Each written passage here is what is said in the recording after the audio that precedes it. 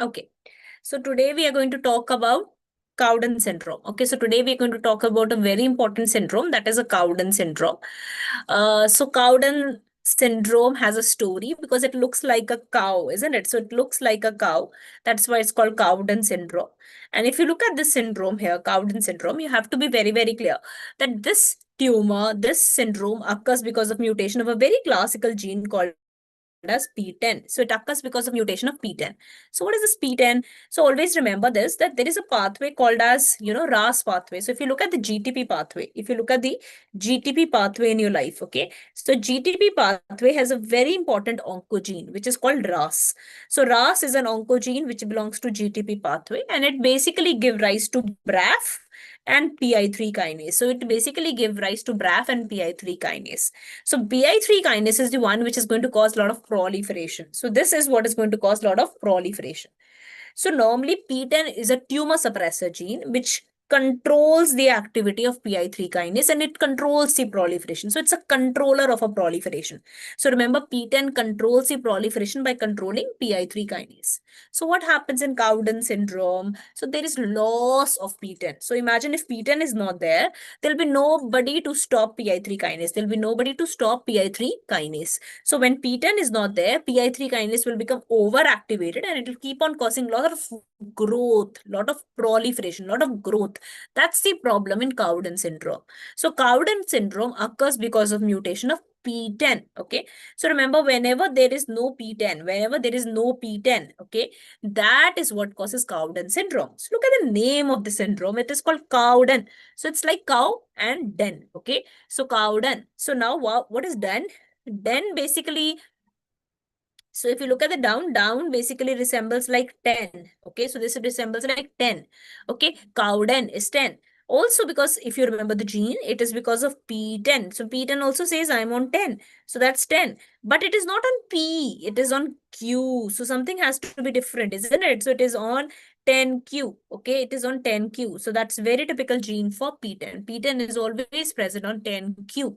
So that is what is typical location of P10. It is 10Q. So that's what is called Cowden syndrome. So can I say, I bet this is a cow, isn't it? So isn't it looking like a cow? So you can say, I bet this is a cow. I bet this is a cow. So isn't it a cow? So Cowden syndrome typically occurs when a person becomes like cow, and you can say, I bet you are a cow. So what is cow? So what is a classical feature of cow? So if you look at the cow here, okay, so if you look at the cow, what is a classical feature of cow? So they have hoofs, isn't it? So if you look at their feet, they will have hoof. Okay, so can I say what is present in the hoof? So they have hyperkeratosis of foot. Okay, so they have hyperkeratosis. Okay, so hyperkeratosis is a classical feature which is seen in Cowden syndrome. Apart from that, you have to remember that cow has a lot of these growths like this. So they have a lot of skin growths also. So this is called tricholemoma. So there are a lot of skin appendageal tumors, and most common of them is tricholemoma. So they have tricholemoma.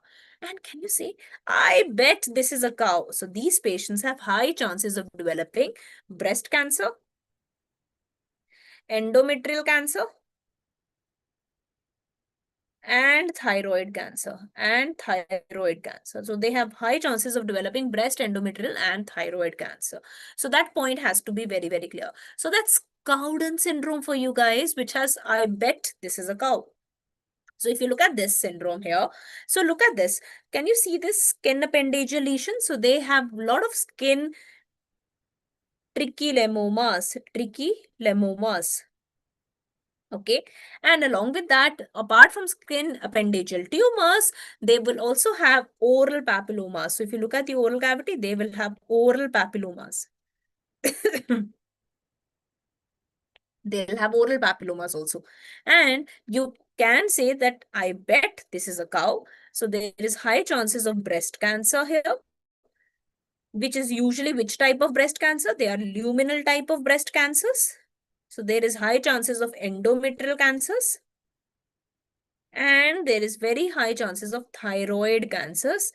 In thyroid also, they typically causes multinodular goiters and follicular neoplasms. So that's very, very classical, which is seen in Cowden syndrome. So that's very classically seen in Cowden syndrome. So they have skin tricholemoma skin tumors, skin appendageal tumors, oral papillomas, and I bet this is a cow. Sometimes they can also have macrocephaly. They can also have macrocephaly. Remember the cow? So cow has big heads. Okay, so they can have macrocephaly, and they can also be associated with autism spectrum disorder. They can also be associated with autism spectrum disorder. So that's the story of Cowden syndrome, which everybody should be clear.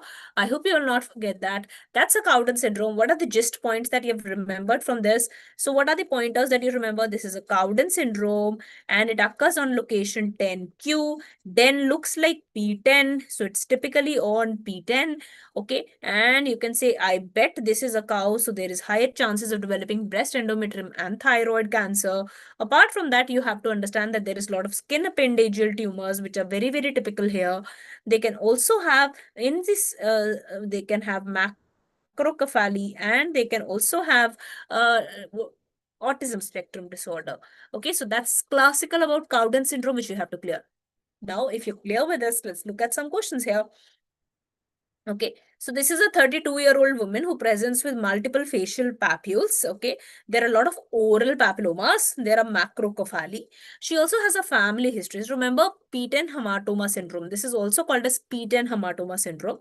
So this is called P10 hematoma syndrome. Why? Because these patients are associated with a lot of hematomatous polyps in the intestine. So this is also called as P10 hematoma syndrome, and it is an autosomal dominant disorder. Okay, so all the polyp disorders of the intestine are autosomal dominant except muthi polyposis. Okay, all these are others are autosomal dominant. Okay, so she has a family history of breast and thyroid. I hope you remember. I bet this is a cow. BET. Okay, so which malignancy she's at highest risk for? So obviously she also has a very high risk of breast endometrium and thyroid, and out of this, the option that fits best is breast cancer. So that is what is your P10 hematoma syndrome, which everybody should be super clear with. Okay. Now, once you're clear with this, let's look at one more question here. Regarding Cowden syndrome, which statement is false? It is a P10 hematoma syndrome. We just talked. Yes, it is. It has increased risk of breast cancer. Yes, breast endometrium and thyroid. Usually the cancers occur below the age of 15 years. That's another point that you have to remember. Patient has high risk of thyroid cancer. Absolutely correct. It is associated with medullary cancer. No, it is associated with follicular cancers. Okay, follicular, not medullary. Medullary is associated with the RET mutant. So that is about your Cowden syndrome, which everybody should be super clear with, right?